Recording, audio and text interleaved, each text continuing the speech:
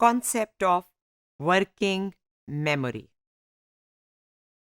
जैसे जैसे एसटीएम के ऊपर रिसर्च आगे बढ़ती गई, रिसर्चर्स इस बात से कायल होते गए कि जो एसटीएम है उसका जो बारे में कहा जा रहा है कि वो सिर्फ एक स्टोरेज है, ये व्यू बहुत नैरो है।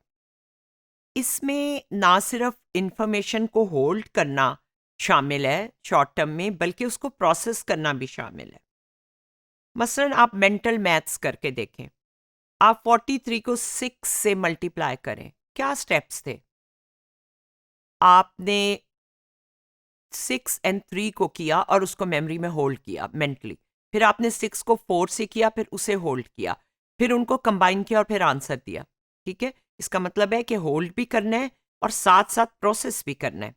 तो इस कैलकुलेशन से ये पता चलता है कि स्टोरेज 8 को रखना, फिर 6 एंड 4 को रखना, फिर नेक्स्ट स्टेप करना, तो ये सब एट द सेम टाइम करना है। तो एसटीएम और मॉडल जो मॉडल था वो कोई डायनामिक जो प्रोसेसेस हैं जो ये भी कर रहे हैं साथ ये भी कर रहे हैं, उसको एक्सप्लेन नहीं कर पा रहा था पूरी तरह। तो ओवर टाइम बेडले जो मेमोरी के बड़े मशहूर रिसर्चर हैं, उन्होंने कहा कि कोई और मॉडल क्या हो सकता है।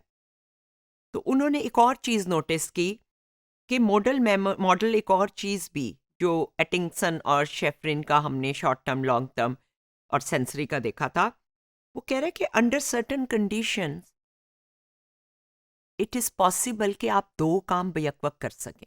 तो बेडले ने कहा कि उस मॉडल से तो ये बात एक्सप्लेन नहीं होती कि लोग बैक-वक्त दो चीज़ें कैसे कर रहे होते हैं मेमोरी की बेस पे। इसकी डेमोन्स्ट्रेशन मसलन ये है कि आप ये जो नंबर हैं 7149, इसको अपनी मेमोरी में रखें और फिर ये जो सेंटेंस शुरू हो रहा है इसको यहाँ से पढ़ें, बेडले से लेके वर्ड प्रॉब्लम तक। जब आप इसको पढ़ लेंगे तो फिर हम आपसे कहेंगे कि अब वो नंबर दोबारा दोहराएं। ठीक? तो होता ये कि लोग वाकई वो नंबर दोहरा लेते हैं। इसका मतलब है कि वो ना सिर्फ रीडिंग कर रहे हैं जो एक प्रोसेस है, बल्कि वो होल्ड भी कर रहे हैं। उन्होंने वो भी संभाला हुआ है 7149। इस तरह के तजर्बों से हमें ये लगा कि शॉर्ट टर्म मेमोरी के जो प्रोसेस हैं वो डायनेमिक है और उसमें मल्टीपल कंपोनेंट्स हैं, क्योंकि मल्टीपल टास्क हो रही हैं, एक से ज़्यादा काम हो रहे हैं।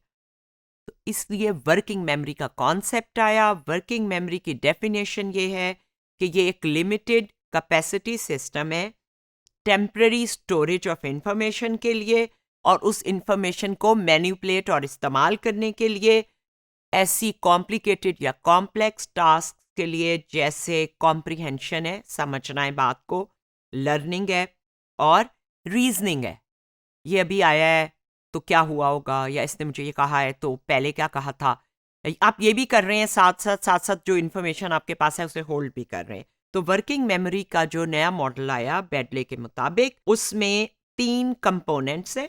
क्योंकि शॉर्ट टर्म मेमोरी सिर्फ स्टोरेज के लिए थी, तो वर्किंग मेमोरी जो है वो इससे बढ़ के ये कहती है कि हमने इन्फॉर्मेशन को मैनिपुलेट भी करना है कॉम्प्लेक्स कॉग्निशन की सूरत में। जैसे आप एक पैराग्राफ पढ़ रहे हैं और आपने वो नंबर भी याद रखे। शॉर्ट टर्म मेमोरी जो है उसमें सिंगल कंपोनेंट है और वर्किंग मेमोरी के कॉन्सेप्ट में जो है वो 3 कंपोनेंट है और फिर उन्होंने एक चौथा बाद में ऐड किया था। फोनोलॉजिकल लूप जो है वो वर्बल एंड ऑडिटरी इंफॉर्मेशन है, ज़बानी जो है वो लिसानी या ज़बानी इंफॉर्मेशन।